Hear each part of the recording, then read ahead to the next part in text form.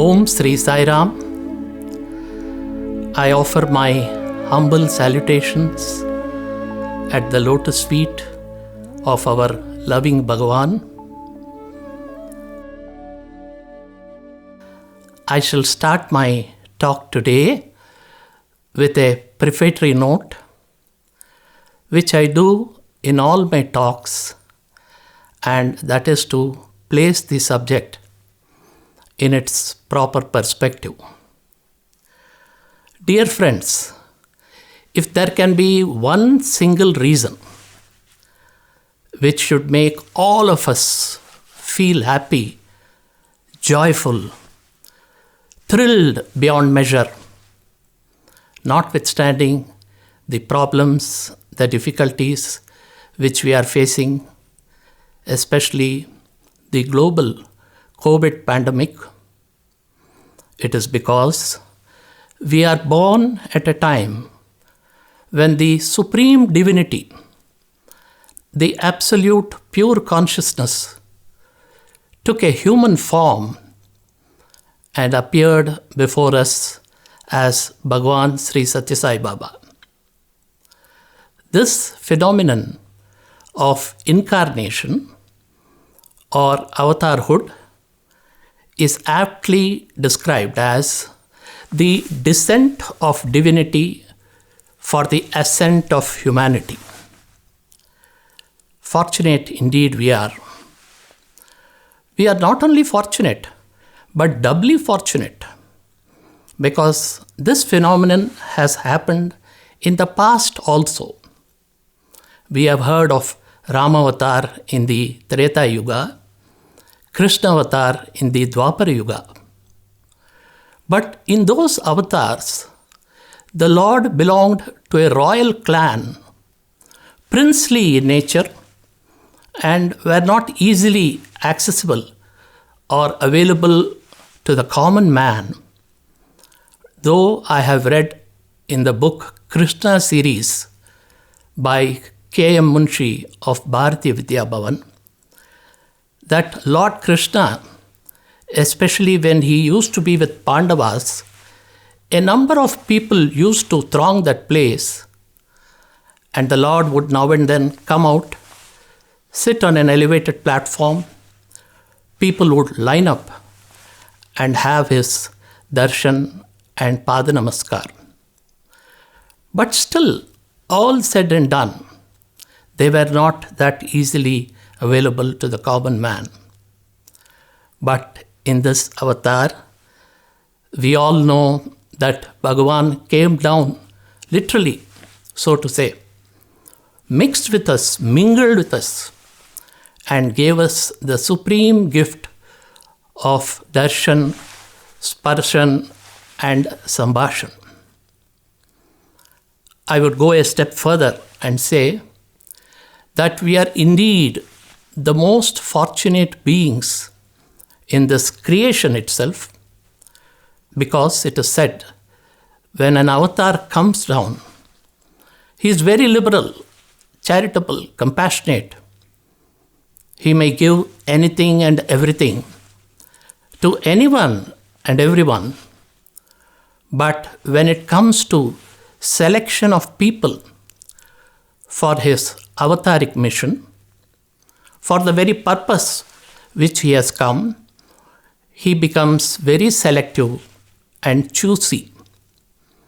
And to that rare group of selected individuals, we all belong. The members of Sri Sathya Sai Seva organization, Sai devotees everywhere in Sai Seva, and other organizations which are directly or indirectly connected with our Sathya Sai organization or the Sathya Sai Central Trust. Yes, I can say emphatically, we are the most fortunate. I shall now try to substantiate my statement and assertion by quoting two incidents. The first incident was narrated to me by a senior member of our trust, very authentic. It seems on one particular day, This gentleman was with Swami in Bhagwan's room. They were alone, there was nobody else. Swami was looking very relaxed. This emboldened him to ask Swami a question. And he told in Telugu, it seems, Swami, oka prashna adgalna. Can I ask you a question? Swami said, yes. Then he asked Swami, it seems, Swami, we all feel we are very close to you. But can you please tell us to whom you are close? It seems Swami was a bit taken aback, and it also looked that he was a little reluctant and hesitant to answer. But nevertheless, he gave the reply. He told him, it seems, to whom I have given my work, or through whom I am getting my work done. Apart from these people, I am not close to anyone else. This is the first incident. The second incident finds its place in our Satyam Shivam Sundaram book, I think 7th or 8th edition. Some of you must have read it. A young man joins as lecturer in our Bangalore Brindavan University campus.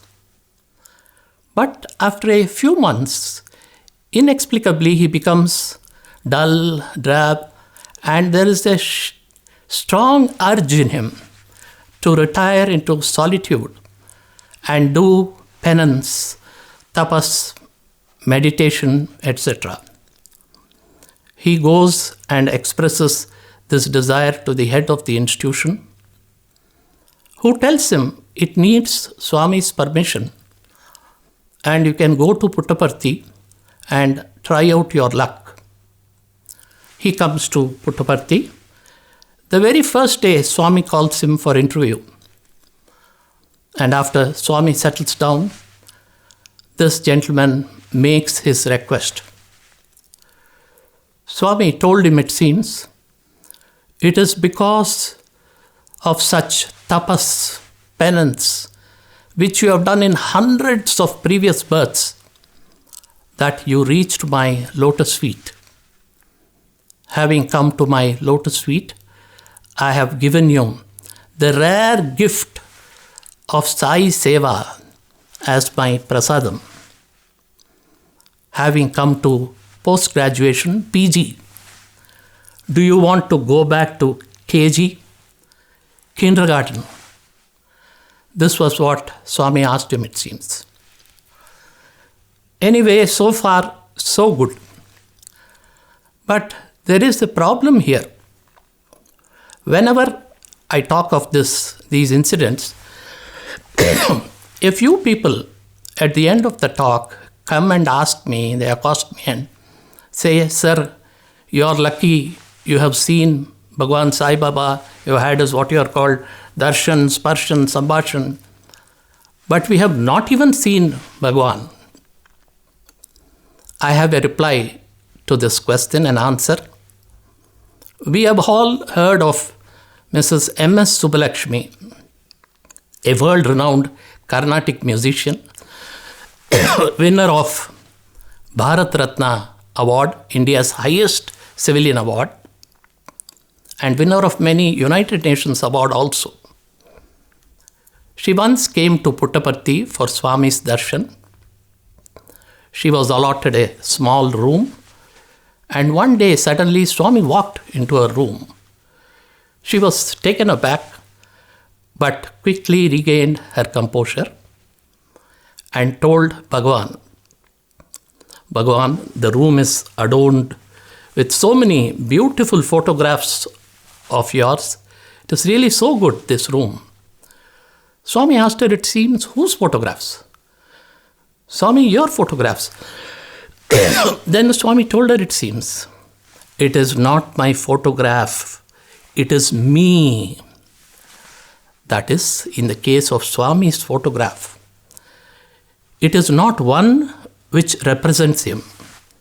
It is Swami himself. And that is why Swami has said many times that even those who have seen only his photograph, even those individuals' lives are sanctified. And we all know Swami even now asserts or speaks only through his photograph. We have seen Vibhuti, the sacred ash, Kumkum, Amrit, nectar, coming out of Swami's photo. Swami speaks only through his photo. So this must be a great solace for people who have not seen Swami.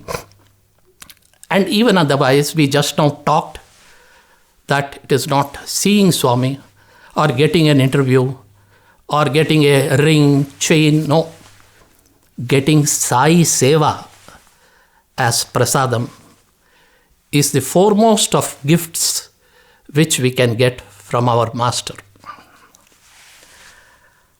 But unfortunately, many of us, or perhaps most of us, do not realize the value and importance of this Sai Seva which has been bestowed on us by our compassionate Lord.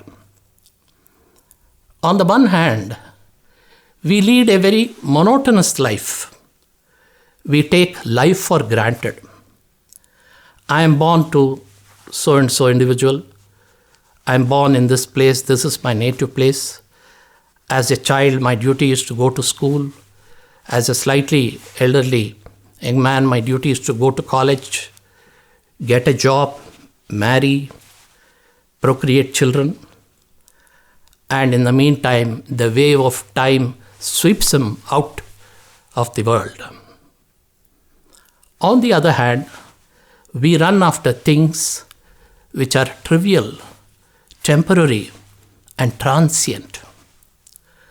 This tendency of the human mind to lead a monotonous, routine life and to run after temporary and transient things has been beautifully portrayed by Swami Shivananda, an eminent sage of Rishikesh. He used to sing the Mahamantra Kirtan, incorporating this useless pursuit of the human mind like this. He used to sing, "Is there not a holy mission, eating, drinking, sleeping, bathing, Hare Rama, Hare Rama, Rama Rama, Hare Hare." Our Bhagavan also has talked about this particular tendency of the human mind, knowing everything but not realizing it, in 2 interviews. The first interview I was not there, I was told. The second interview I was there. In the first interview, it seems, during the course of the interview, Swami suddenly circled his hands 3 times and brought out, materialized a beautiful ring. He showed it to everyone in that group, and suddenly he threw it to one side, and all of them looked at the ring. Then Swami told, it seems, "This is the mistake you are all making. The Creator is sitting in front of you, right in front of you. You have forgotten the Creator, and now you are looking at the created." Still better was the second interview, where fortunately I was there. I'll give you a brief background to it. We were a group of 30 young men. I was only 35 years at the time. It was in the year 1997. We booked a bus and planned to make a 3-day visit to Puttaparthi for Swami's darshan. We were made to sit in a separate enclosure. On the first day itself, Swami came near our group. The youngster in the first line asked, or rather pleaded with Swami, "Swami, please give us an interview." Swami said, "Chustanu" in Telugu. Chustanu means I'll see. Normally, in those days, if Bhagavan says Chustanu, it used to be followed by an interview. But the next 3 days, Swami did not come near us, did not even look at our group. We were a bit disappointed. 7 or 8 members of the group, they went back. They also had some works back at home. But on the 4th day morning, Swami called us for the interview. I was in terrible back pain because I had just then recovered from a very serious back ailment. Swami saved me. I did not tell all that's personal.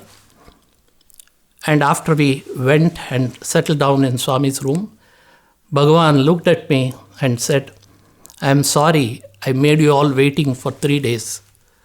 What to do? You all saw the ex-Prime Minister of India had come. And then Swami said, this gentleman, when he was the Prime Minister of India, I don't want to give his name, when he was the Prime Minister of India, he used to phone every other day. As you know, I don't pick up the phone. My assistant boy used to pick up the phone. And he used to say, please tell to Bhagavan that my post is in danger. People are working against me. I am on the verge of being overthrown. I used to tell my assistant to tell him nothing will happen. Everything will be okay. Don't worry. But when this became day in and day out relentlessly, I got a bit vexed. I told my assistant boy, tell him, let this post go. You will get a permanent post. You will become the ex-Prime Minister of India, which is a permanent post. This post which you are holding now is Prime Minister, maybe at the most for 5 years. So don't worry, you will get a permanent post. We all had a big laugh, but Swami stopped us from laughing and said, you also should not run after things that are temporary and transient. Aspire only for that which is permanent and eternal, and that is God. And then Swami went ahead and started telling us how to keep the mind calm, composed, detached, not getting attracted by external distractions. And in the process, Bhagavan told another beautiful story. There was a fair, an exhibition going on in a town. Many people had thronged to the fair, Mela, what is called. And in that, there was a young couple with a sweet child. The child was about 5-6 years, very cute, attractive, and it was drawing the attention of all the people. The king of the town also had come, maybe to oversee the arrangements. He also saw the child and called the parents and told them, whatever or whichever item in this fair the child picks up, you don't pay for it. I will have the payment made at the end of the day. And he instructed his assistants, minister and all, to take care of them. And he went back to his palace. Late in the evening, he called the minister to confirm whether the payment was made. The minister said, my dear Lord, there was no need for that. The child had not taken any item. The king was a bit surprised. He said, go and call the parents along with the child. And when the parents came, the king asked them a bit sternly, why did your child not take any item? Did you stop your child? They said, no, sir. In fact, we were asking every other item, but the child would not take. Then the king looked at the child and asked, my dear child, why did you not take any item? The child did not give any reply. The king became a little angry, a bit furious, and asked the child, what exactly do you want on this earth? Tell me, I will get you. Now the child responded. It lifted its arm and pointed its index finger at the king and said, I want you. Because if I get you, I will get all that is in your kingdom. That is why it is said that if you get God, the kingdom of God shall be added to it. Anyway, the story was very impressive. But then we told Swami, this is all very good. But in practical life, it is very difficult, Swami. The world is very hard to live. We have problems at every stage, right from birth, childhood, school going, college going, job, marriage. At every stage and step, we have problems. Swami said, there is no other alternative. You have been driven to the wall. It is only the life spiritual, the life divine, which is the answer for all these problems, and which can confer eternal peace and happiness to you. And in the process, narrated us one more story. It was a hot summer day. The temperature was soaring to about 45 degrees or 46 degrees. There was an open field. There was a big coconut tree. The time was 12 noon, so the coconut tree had cast its big shadow, lengthy shadow on the ground on the field. There came a young man in a cycle. He was very thirsty.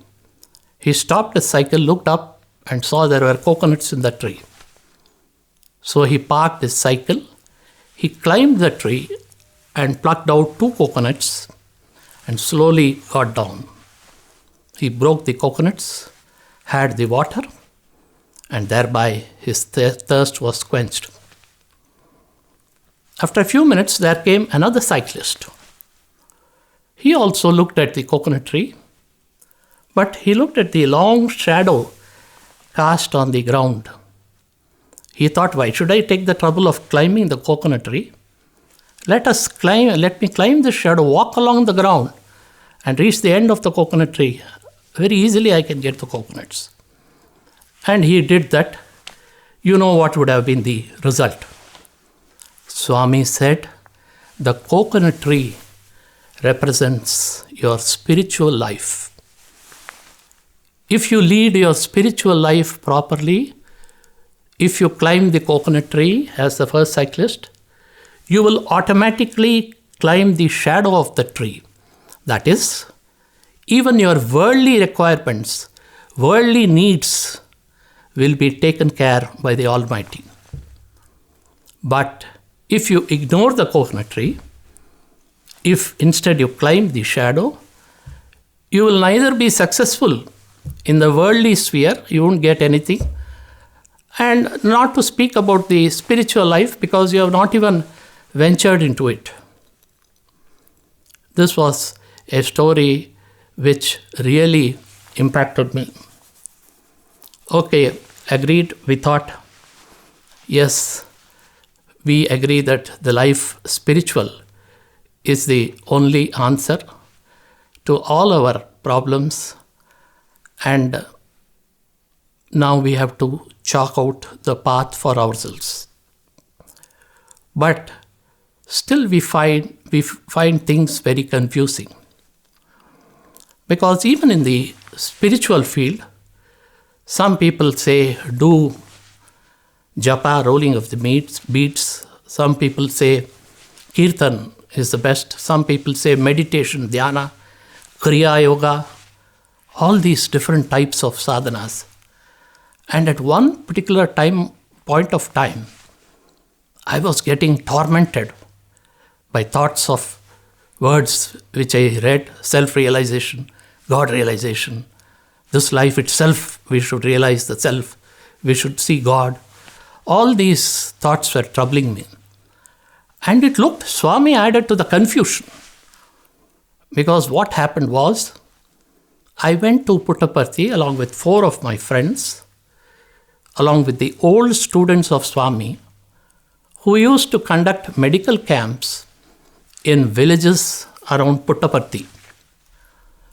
We were specifically meant to do some cultural programs in the evening. We were good in that because we were regularly doing Gram Seva in villages around Hyderabad.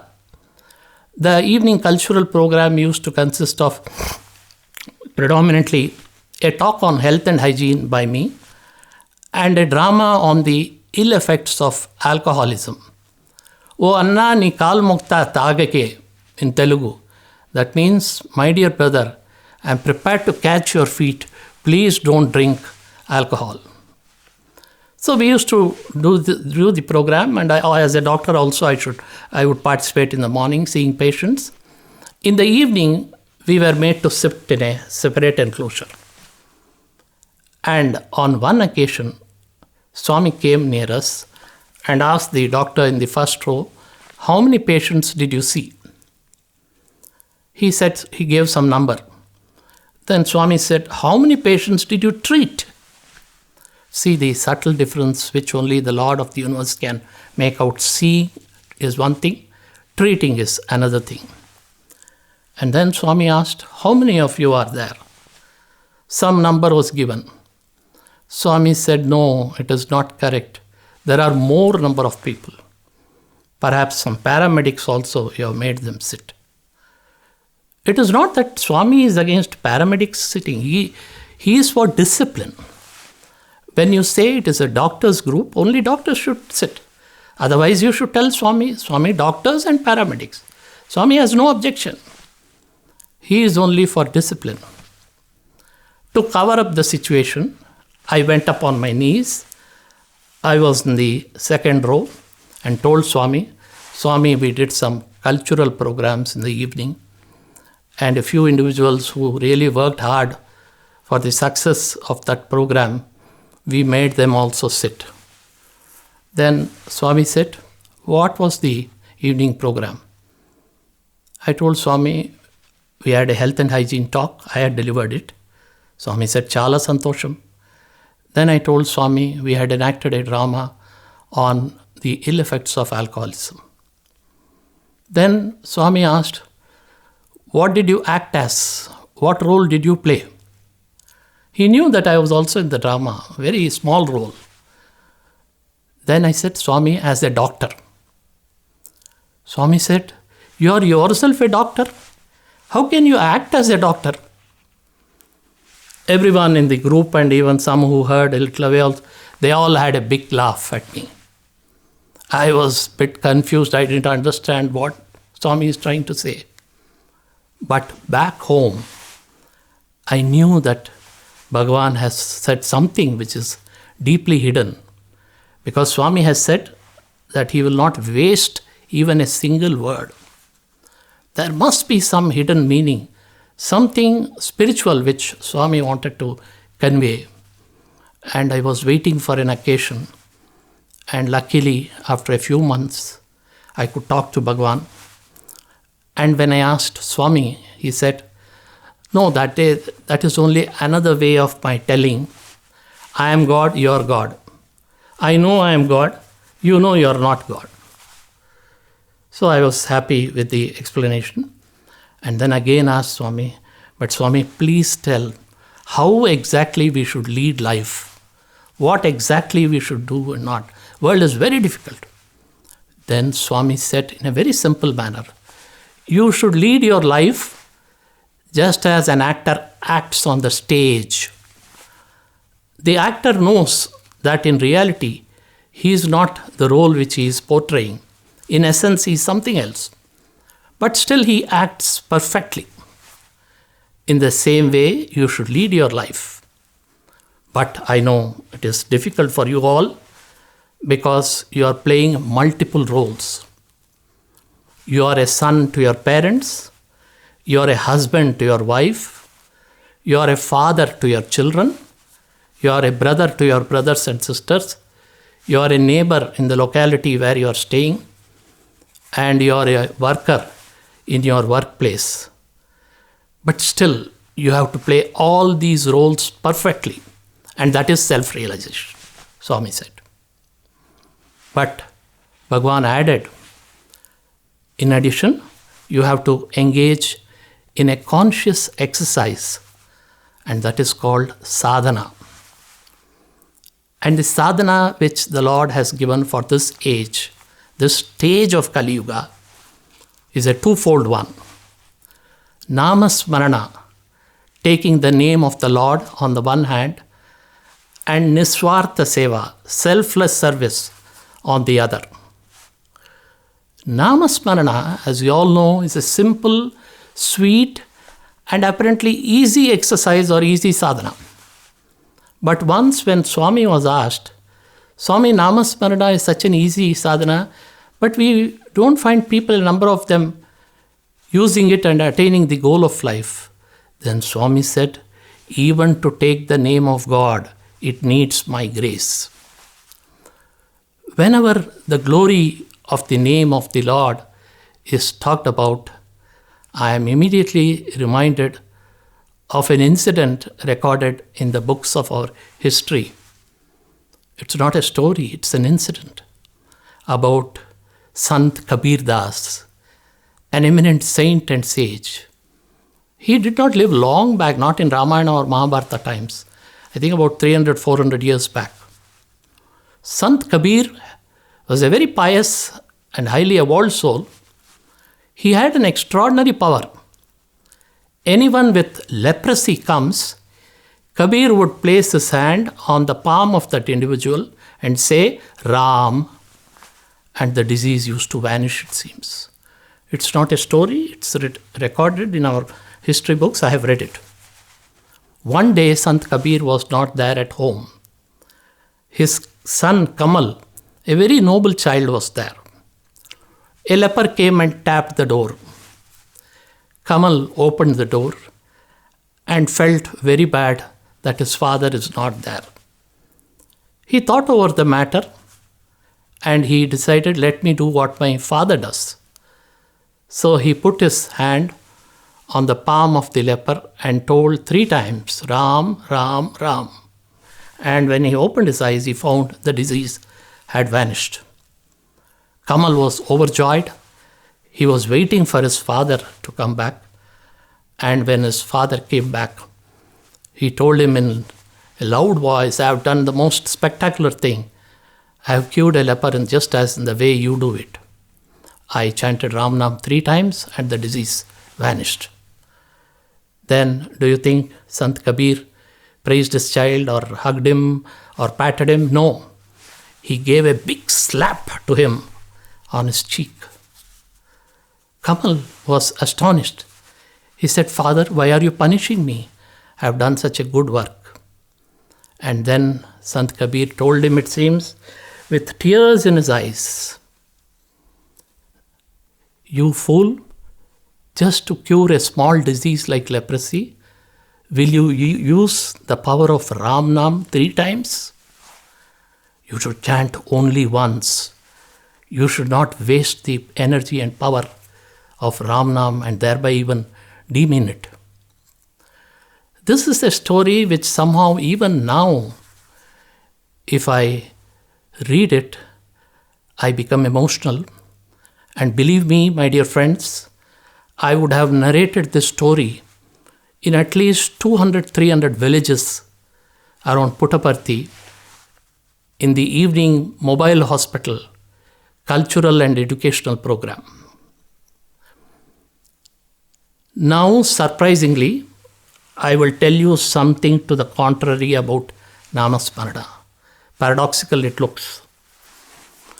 I had taken a team of super specialist doctors to Bangalore, where Swami was there at that time, for darshan. Swami came near us in the morning, and when I told that they are super specialist doctors, Swami said, take them to the hospital, show them the hospital. In the evening, I'll talk to you. And in the evening, he called all of us. And as we settled down, Swami asked, which aspect of my hospital did you like the most? Every doctor had some reply. One doctor said, Swami, the beautiful architecture. One said, Swami, the huge chandelier with so many bulbs and light. One doctor talked of the state-of-the-art equipment. And one mentioned the unique free service which is being done there. But to each of these replies, Swami was moving his head both sides to and fro and disagreeing with them. And in the end, Swami said, no, it is the Sevadal who are working there. They are my men. He really thumped his chest. Even if you employ paid workers, they will not keep the village, keep the hospital so spick and span. I am mentioning this incident because I know if you or perhaps even a number of Sevadal will be listening to my talk, just to make them feel happy how Bhagwan used to feel for them. He told them they are my men and also enthuse and motivate them. I just made that diversion. But coming back to what I said, that I would say something contrary about Namasman. During the course of the interview, Swami suddenly looked at me and told me, I'll tell it in Telugu first, because that preserves the spirit of what was told. I shall make a translation. Swami said, Naku japamu, tapamu, pujalu, punaskaralu, dhyanamu, దీనితో ఏం సంబంధం లేదు. వాళ్ళు చేసుకుంటారు, వాళ్ళ ఇష్టం. Swami said, I don't have any connection with people who do puja, worship of the Lord, with people who do bhajan, singing the glory of the Lord, with people who do meditation, dhyana, and so on and so forth. I was shell-shocked, dumbfounded. Swami, are you trying to contradict what you yourself have told in so many of your talks about the glory of the Lord's name and these spiritual practices? Are you trying to rewrite our scriptures? The compassionate master looked at me and understood my mind plight, and he said, you people think that you are doing puja, worship, by sitting in a small room and keeping a small idol or photograph of the Lord. You people think that you are doing bhajan by sitting in the bhajan mandir. You people think that you are doing meditations, dhyana, sitting and closing your eyes. I know where your mind will be. The mind will be in the market.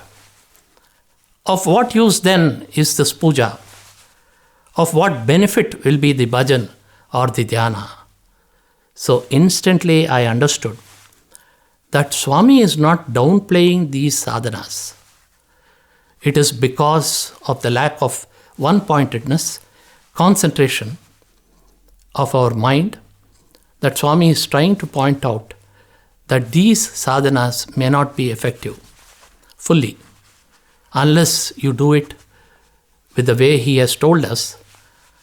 And so as a single sadhana, it may not produce the desired result. But the Divine Master hence gave a revised prescription. As you all know, in Kali Yuga, it is mentioned that Namasmarana itself is enough. Swami gave a edited or revised prescription at this stage of the Kali Yuga. It's a double-pronged one.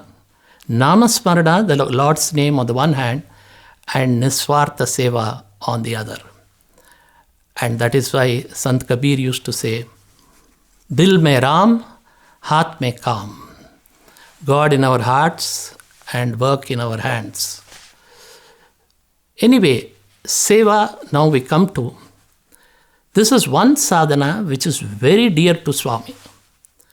Times without number, Bhagavan has said, hands that help are holier than lips that pray.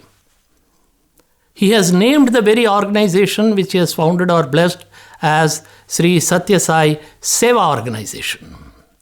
Ours is the only organization which has the suffix Seva.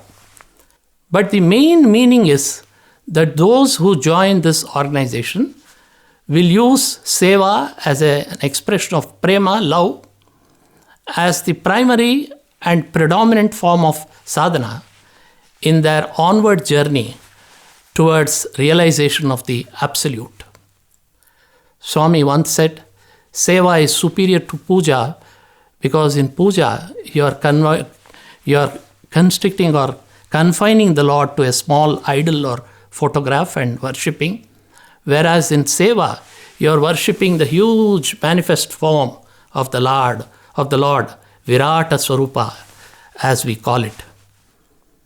And to me, in one way, seva looks the highest form of meditation also. Because meditation, by definition, is the constant flow of thoughts in one direction to the exclusion of all other thoughts. And when we are immersed in seva, what happens? We forget our body, we forget our thirst, our hunger, we forget our family. There's only one stream of thought which is going immersed in the work our mind is. And this is meditation. The self in us has gone out. So we have become selfless. The aim of all spiritual sadhana is to become selfless. And it is only in seva that you have this. Only in seva we say selfless service. There is no selfless japa, there is no selfless meditation or selfless bhajan. Only in seva you find it. Now this seva can be done it has to be done at the individual level, at the family level, and at the group level. At the individual level, to start with, it is an attitude. The attitude of always trying to be helpful to others, waiting for the opportunity to grab it and do that useful work.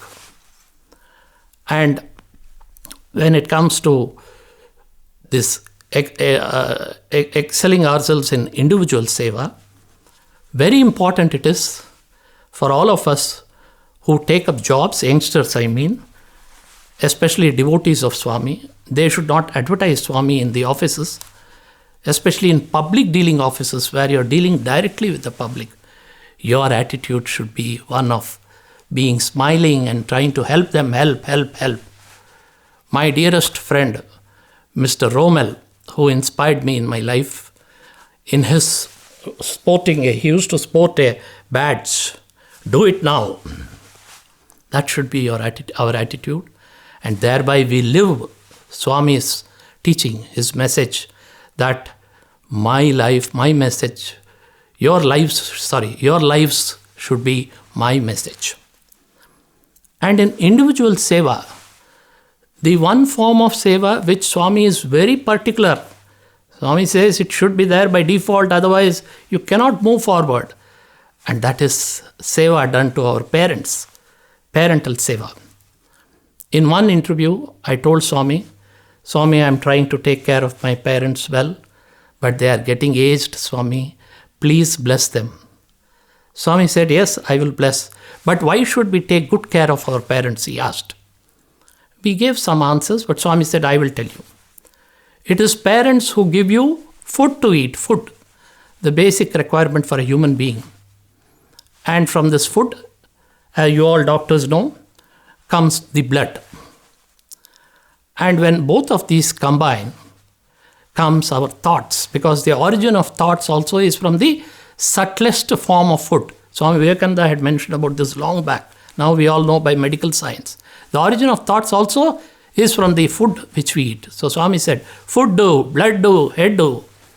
And when these three combine, we develop the capacity to earn our livelihood. And that is called in Telugu, duddu. So Swami said, food do, head do, blood do, duddu, everything parents only give. And that is why they are not parents, they are pay rent. That is like a tenant in a house. You are always indebted to your parents and you should lead your life serving them that particular way. And again, in some other instance, it seems Swami had said, when a child is born, after the initial formalities are over, the nurse cleans the child and all, the child is brought to the mother and shown, also for identification's sake. The mother then happily gets up and takes the child and shows it to the father who is waiting outside. And the father, after the child grows up to a certain extent, takes him to the guru. India's ancient culture, Gurukulam. And the Guru takes the child verily to God himself. So Swami said 4 steps: mother, father, Guru, God. If you have not served your mother, father properly, you have no right to even look at the 3rd and the 4th steps. That is the importance of serving our parents. Swami has so beautifully and emphatically put it. Anyway, service done at the family level is also important. As you know, especially in countries like India, the family is the fundamental unit in the society. And if all the members of the family are in the same wavelength of thinking, in the same page, their individual evolution and progress is also speeded up. The 3rd is seva, service done at the group level. And that is why our Bhagwan founded or blessed the Satya Sai Seva organization. Because again, if done, as you know, any work in a group, the effects both external and internal, our evolution also is excellent. And when seva is done in a group, Swami has given some guidelines to us. There are about 5 guidelines mainly. Firstly, the seva that is done should be need-based. That is, it should correspond exactly with the need of the community whom you are trying to serve. Just because you have something in excess, you cannot give it and say, I am doing seva. And in this respect, I shall quickly narrate a small incident which happened when I was serving in Hyderabad before coming to Puttaparthi. Just near our house, there was a school for the visually challenged children. About 150 children were there. We used to go there, and our Bal Vikas teachers used to conduct Bal Vikas. I, as a doctor, we used to render small medical help and all. A time came when people started coming to the school and trying to celebrate their birthday. Their name will be written on a blackboard, and they will arrange a very good meal, a sumptuous meal for the children, either lunch or dinner. Initially, children were very happy, but with passage of time, they started developing digestive disturbances, diarrhea, etc. And you know how difficult it will be if the visually challenged children have problems like diarrhea. And even the caretakers were finding it difficult to keep the washrooms and the restrooms, as you know, clean and neat. So what we thought, we made all the children sit together one day and asked him, children, please tell us what will make you most happy. And then the children said, Uncle, please take us to an open place. Here, because of our lack of vision, we are scared to walk at all, fearing that we may hit our head against a pillar or the wall. So we walk very carefully and cautiously. At least for a day, please take us to an open park. We want to run and run. So we arranged a program, hired a bus, and we sent a pilot team of our Bal Vikas children.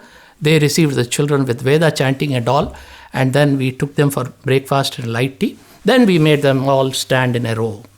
And then we told them, we will now count 1, 2, 3, go. And once we say go, all of you can start running. We did that, and the children ran and ran till they were panting. And then we stopped them, then brought them back, made them sit. We had some special games, especially meant for blind children. Some musical program, which all of you know, called Antakshari. Then we served them a good lunch and brought them back. The lesson from this is that seva should be need-based.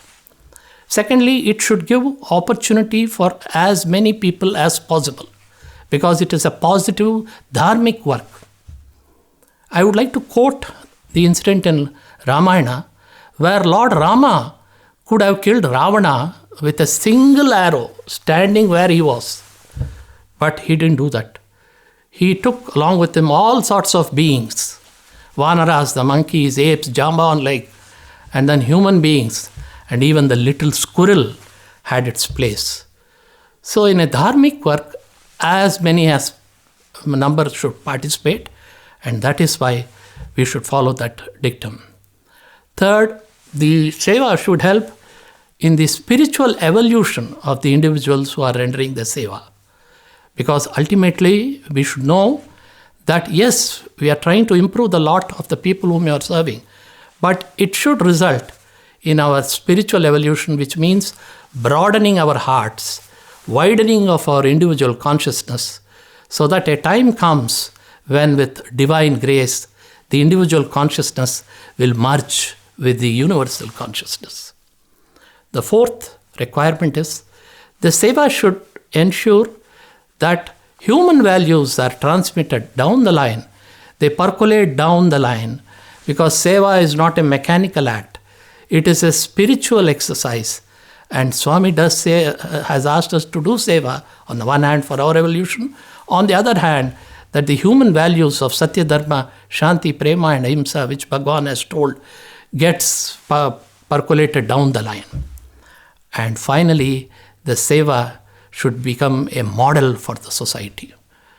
As you all know, Swami himself has said that he has constructed these hospitals, these universities, colleges, not to solve all the medical and educational problem in the society, but to set up a model so that other organizations and even the government also perhaps can replicate that. I would now spend only another 5 minutes by talking on the qualifications, the requirements for an individual to do seva in the way Bhagavan has advised us. Again, there are 5 requirements. First, I'll tell in Telugu the names: Arogya, Prarthana, Tapana, Tyaga, Prema. First is Arogya, or sound health. Fundamental to success, both in the material world and in the spiritual world, is the presence of a sound and robust health. But often the value and importance of health is realized after it is lost. Swami once asked us in an interview, how do you define health? And we started as usual with the famous World Health Organization, WHO definition. Swami, health is a state of complete physical. Swami stopped us. And then he said, I will tell you. And that was the best definition of health which I heard. Swami said, health is a state which depends on ahara, that is the food you eat. And if there is any aberration in it, we know of the lifestyle diseases which we see in plenty now. Then vihara, the place where you go, or the exercise, physical exercise. We all know sedentary life or life going to clubs, late night sleep, all these are contributing to the lifestyle diseases, which account for nearly 70% of the ailment in the society. Third, achara, our conduct. We again know of ego clashes in offices, which leads to a lot of mental tensions and which again impacts the heart. Then uchara, the way we speak, Swami said. And Swami said, if you become angry once, you will lose energy equal to eating 3 months at a time. And last, Swami said, is vichara, our thoughts. And in this, Swami said, ahara, the food we eat, and the vichara, our thoughts, are the most important. And when it comes to thoughts, it is now conclusively proved by scientists, researchers, especially in our own National Institute of Mental Health, that the thoughts which we harbor determine the function of an important endocrine gland in our brain called hypothalamus. And with bizarre thinking or negative thinking, the function of the hypothalamus gets disturbed and it starts producing the corticotropin releasing hormone in excess. This leads to excess steroids, and steroids, as you know, are immunosuppressive and also can be the origin of mitogenesis, mitotic activity, cancer. That is why in an interview, when one super specialist doctor, Dr. Mohan Vamshi, asked Swami, the incidence of cancer is rising in Andhra Pradesh, our state. What's the reason? Swami said, Dani kuda, hari, worry, kari, he said. We thought only for heart disease. And especially important, he said, worry, always thinking about. And he said that is because, of course, Swami told a little more philosophically, Daiva Priti ledu, Papa Biti poindi, Sanganiti ledu. That is, people are not believing in God, people are not afraid of sin, and moral values in the society are getting degraded. That is why cancer incidence is also rising. And now we see, yes, that is also proved medically to some extent by the National Institute of Mental Health. The second requirement for seva, as I told the 5 requirements, is prarthana, prayer. And the prayer should come from the depth of our heart, from the innermost recesses, from every cell in the body. Seva doesn't come on a platter. It is not so easy to get opportunities for seva. That's why I tell our friends in India, overseas doctors, when they come, they really literally make us feel that they are valuing every minute of the time which they are spending in seva. And I also remember of one incident in Puttaparthi in the veranda. One very senior person from Hyderabad was sitting. He's a very well-connected man, rich man, nice person also. When Swami came near, he said, Swami, please give me chance for seva. Swami closed his eyes for a few seconds and then said, "E janmalo asukrutam ledu." In this birth, you don't have that fortune. Next birth, we shall see. The third requirement for seva qualification is tapana, or yearning. You should yearn to do seva. Seva should run in every nerve, in every blood vessel of your body. And in this connection, in an interview, one young gentleman told Swami, Swami, I am in a software job. I am not having time to do seva. Then Swami said, these words are coming from here, not from here. Did you really feel bad that you are not able to do seva because of lack of time? Did you really pine for seva? Did you earn for it? Did you pray to me intensely? Did you sit in front of my photo and cried, Swami, I want to do seva, but I'm not having time? No, you did not do this. If you had done, I would have created time for you, because I am the overlord of space and time. This is what Swami said.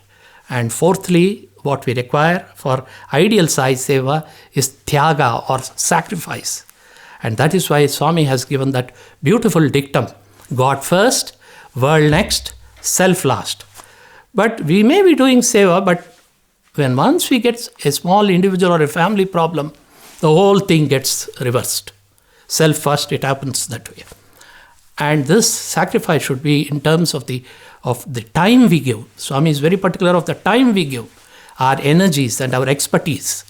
Once a group of our office bearers of Satya Sai Seva organization were called by Swami. Swami asked them, how many hours per day are you devoting for seva? Service, selfless service. They said, Swami, 4 hours a week. Swami said, shameful. Out of the 24 hours, 6 hours should go for your sleep. 12 hours should be for your office work, your personal work, your family responsibilities, etc. And remaining 6 hours a day should be for Samaja Seva, societal service. This is Swami's dictum. And the last one, which is required, the 5th one, is prema, or love. This may look a little surprising. It should be there by default, because what is seva? Seva is nothing but love in action. And if there is no love, it is not seva at all. It is some, as Swami says, showy service. It's not real selfless service, it's some showy service. And in the case of our medical, in the case of our field of medicine, one thing which I often repeat, Bhagwan told in all my talks is, to doctors especially, if you practice medicine with love, it becomes Medicare. That is, you are taking care of the patient. You are taking him in a loving embrace. But if you practice medicine without love, it becomes medicine, MEDISIN, Mahapapamu, sin, Swami has told. Of course, this applies to all other fields, because I am a doctor, I have mentioned that. And finally, we have to remember, before I conclude, that it is not the amount or quantum of seva that is important. It is the spirit, the bhav, the motive with which that is done. And that is why in the Ramayana, the squirrel was lifting a small stone and trying to put in the bridge. It attracted the attention of Lord Rama, who picked it up and stroked it. But when quoting this squirrel incident, one has to be very careful, because the squirrel is such a small creature. For it, that small stone must have meant a big weight.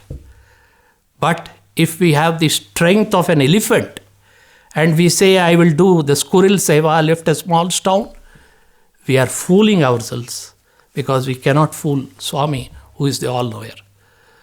So the equation is seva should be done corresponding to our capacity and capabilities, perhaps a little more than that. Then it would be true seva. I think we have traveled a long distance. I have spoken enough. Thanks for your patience. Let us thank our Master, our Bhagwan, our sweet Lord, for giving us an opportunity to reflect on things that pertain to His own glory and to the teachings which He has so compassionately told us in simple terms. Jai Sai Ram.